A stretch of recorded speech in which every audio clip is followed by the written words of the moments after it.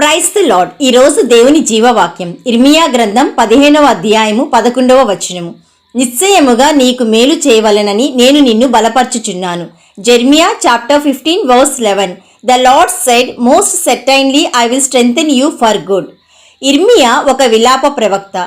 దేవుని వాక్యమును యథార్థంగా ప్రజలకు చెప్పడం వలన ప్రజలకు వ్యతిరేకిగా మారాడు. అప్పుడు ఇర్మియా దేవుని సన్నిధిలో మొరపెట్టాడు. అందుకు యెహోవా, నిశ్చయముగా నీకు మేలు చేయవలెనని నేను నిన్ను బలపరచుచున్నానని వాగ్దానం ఇచ్చాడు. ఆపత్కాలంలో దేవుడు ఇర్మియాను శత్రువుల చేతిలో బంధింపబడకుండా కాపాడాడు. ప్రియ సహోదరి సహోదరుడా, ఈరోజు వాక్యం వింటున్న నీవు, యేసయ్య రక్తంతో కడగబడ్డ నీవు యథార్థంగా జీవించాలని యేసయ్య ప్రేమగా నీతో మాట్లాడుతున్నాడు. నీ మాట అవునంటే అవును, కాదంటే కాదు అని ఉండవలెను. ఈ లోకంలో యథార్థంగా ఉన్నప్పుడు నిందలు రావచ్చు, కష్టం రావచ్చు, నష్టం రావచ్చు, అవమానం రావచ్చు. అయితే ఇర్మియాకు మేలు చేసిన దేవుడు నిశ్చయంగా నీ కుటుంబంలో, నీవు చేస్తున్న ఉద్యోగంలో, నీవు చేస్తున్న వ్యాపారంలో, నీ ఆరోగ్య విషయంలో మేలు చేస్తాడు. నిన్ను రక్షించుటకు, విడిపించుటకు యేసయ్య నీకు తోడై ఉన్నాడు.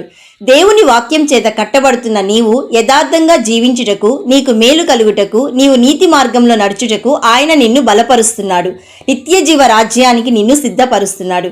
So my dear friend, today God is promising that surely I will deliver you for a good purpose. Let not your hearts be troubled, believe in God.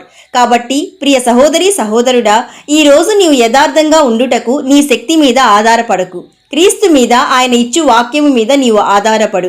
నిశ్చయంగా నీకు మేలు కలుగును.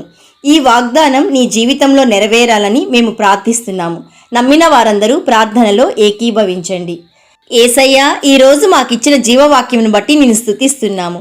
తండ్రి, ప్రతిరోజు మేము ఎలా జీవించాలో, ఎలా నడవాలో వాక్యం ద్వారా నిశ్చయంగా మమ్మల్ని బలపరుస్తున్న దేవా, మీ కృతజ్ఞతాస్తుతులు. ఈరోజు జీవవాక్యం వింటున్న ప్రతి ఒక్కరూ యథార్థంగా జీవించుటకు, నీవిచ్చు మేలులు పొందుకొనుటకు నీ కృప చూపుమని సత్యవంతుడైన యేసయ్య నామంలో అడుగుచున్నాము తండ్రి. ఆమెన్. God bless you.